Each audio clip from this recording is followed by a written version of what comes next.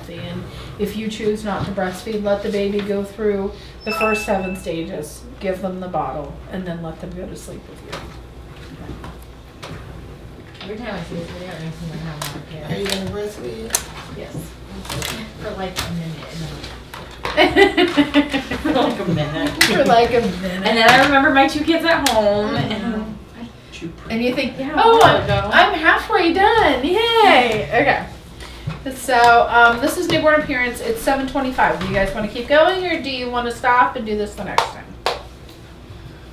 it's up to her. Yep. We're good either way. Yep. Well, how long is the video?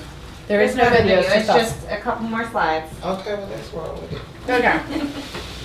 So your baby can have a lot of different looks to it. It's like that, yeah, okay. So Lanugo's hair.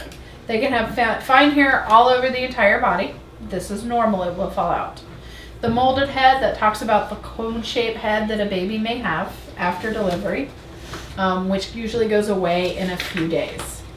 Skin discolorations, rashes. I've seen babies that, I mean, literally they look like they have chicken pox all over their body. And this is just part of being born, part of their body adjusting. Swollen breasts and genitals.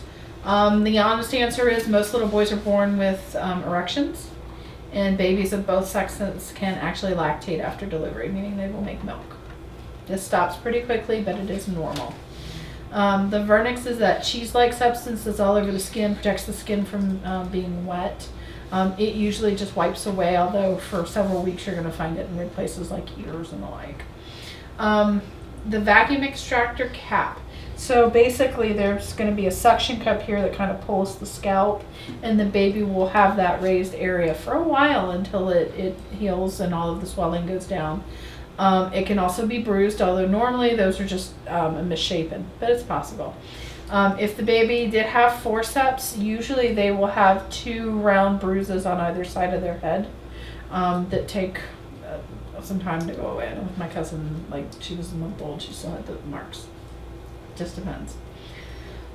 Stork bite. This is like little red rashes, almost like birthmarks, but they eventually go away. You had one on your face? Or No, was I that- had one. I had the port wine. Port wine, stains. never mind. Okay. But sometimes it's like right here. Yeah. And it's kind of in the shape of a V. Yeah. And then milk bumps. These look like zits, but they are not. And the last thing that you should ever please do God, do not ever pop one of these, no matter how tempting it is. Because number 1, you will scar your baby, and number 2, it's actually not a zit, so you're not going to get anything to come out the way you think you are. It's almost like those little, sometimes you'll get them on your arms, little calcium. Mhm. Kind of like that. Yeah, kind of like that. So, I just want to point out a couple of things in here. This is newborn appearance. You guys can look at this whenever you like. I wanted to find, I mean, it has all this stuff in here, but I don't think you can see this really well. But this is actually the forceps mark and the vacuum extractor marks. Okay. And so if this can be avoided, let's avoid it. However, if it's the difference between this and a C-section, well, maybe this is the route to go. I can't tell you what's right for you and your child. Okay. Let's see. So I went through all that. I want you guys to look through this book. It's pretty self-explanatory as to what everything is. It talks about the heel stick and the eye medication and sponges and genitals and circumcisions. Krista, look at the circumcision ones. Because I didn't want to look at the circumcision ones, and I did. So yes, this will be here both today and then whenever you guys come back the next time. Okay. So your baby is going to be a newborn, and I mean we could spend an hour writing out the things your baby's not going to be able to do at birth. But there are a lot of things that your child can do. We just watched a video and saw a newborn come out, take himself to the breast, figure out what the breast was, and breastfeed all by itself. All the mom did was make sure the baby didn't topple over. Although I'll admit that one mom was making me a little nervous. So one of the reflexes that your baby has is rooting.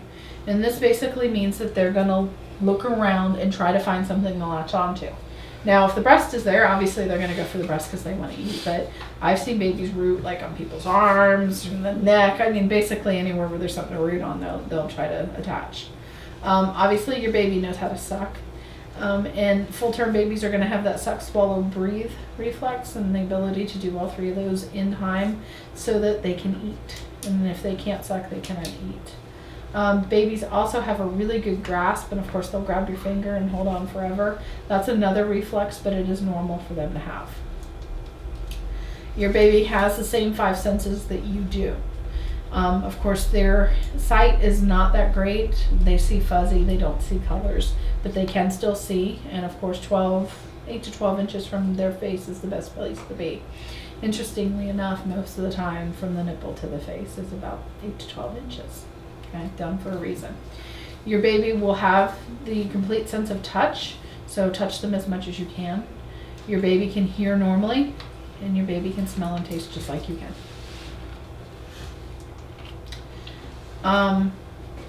I didn't make the slide that I wanted to for the end, but the one thing that we want you to understand is that your baby is kind of set to 0, and how you take care of your child, how you love and bond and care for your child is going to help with their brain development. And that's something that hopefully you guys are going to continue your services after you have your babies and open your child's case, so that we can talk to you about the best way to care for your child, the best way to help them have that brain development that's so important, so that we can have some really healthy kids who are learning and ready for kindergarten when it's time. And do you guys have anything to say about that one? Or? Everything you do is school readiness. You don't think about it now, but everything you're doing is going to help, including talking to the baby when the baby's in the stomach, reading to the baby, doing the flashlight game that she mentioned. So, do you guys have any questions? No. All right. Well, just don't forget to fill out your evaluation. Please, please. It helps us. And if you haven't signed, I think you both did sign the front page. Our next class is Monday at